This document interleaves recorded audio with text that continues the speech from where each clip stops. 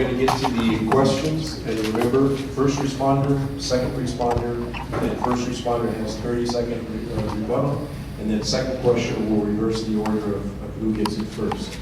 So, I have 15 questions. I don't know that we're going to have time to go through them all. I'm the moderator. I'm taking them as they're handed to me. So, here we go. And we'll be starting this with Rusty Bailey. What will be some clear signs that the Loveridge era has ended and you are now the leader of an ethnically diverse city where 63% of the residents come from some ethnic group? What specific steps will you take in the first 12 months of your term to establish your legacy? Well, I think we do know a great debt of gratitude to Mayor Loveridge for serving for 33 years, not just 19 years as mayor, but 14 years as a councilman. And he has kept our ship running in the right direction in terms of his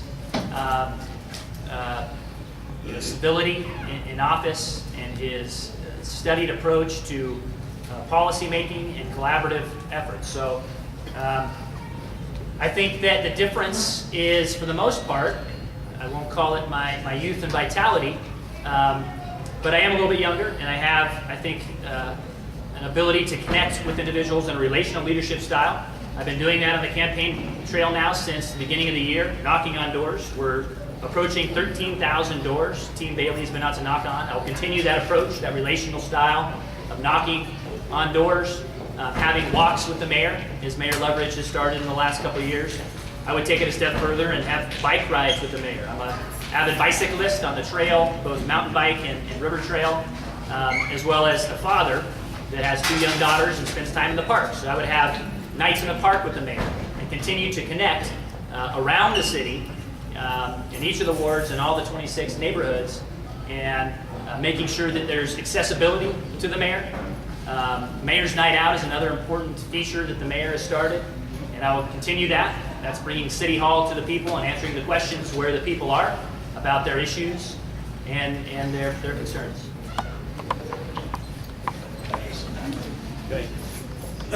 One of the things, I think there's a difference in style between Mayor Loveridge and myself, and basically, if you don't want change in the city, I'd ask you not to vote for me. I'm kind of a trailblazer. And to give you an example of that, when I first got onto the city council, my first initiative was to move the council meetings to the evening.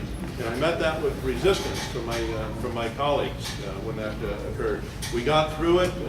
We brought the public out in support, and we moved the city council meetings to the evening. And the reason that is good is it gives the public more access to the meeting. So I'm more goal-oriented. The mayor is more process-orientated. And when you try to meet your goals, the litmus test is going to be the public as to whether or not that is a solid goal or not.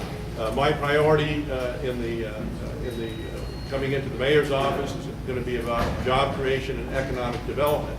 And so, if everything's a priority, nothing's a priority. So some of these things that are in place, we're going to have to rely on the people out there to take the ball and run with some of the programs that we have. So those are some of my ideas.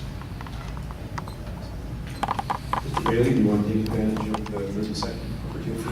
Sure. I would say that process is important, and although we have many goals and we have plans in the city currently, an economic development plan established by our new city manager, whose #1 goal is economic development. And what is the litmus test or the bottom line for economic development? It's job creation. So his title or his job as city manager is tied to how many jobs he's going to create. And so he's created a business first mentality at the city, and everybody in the city is an economic development employee.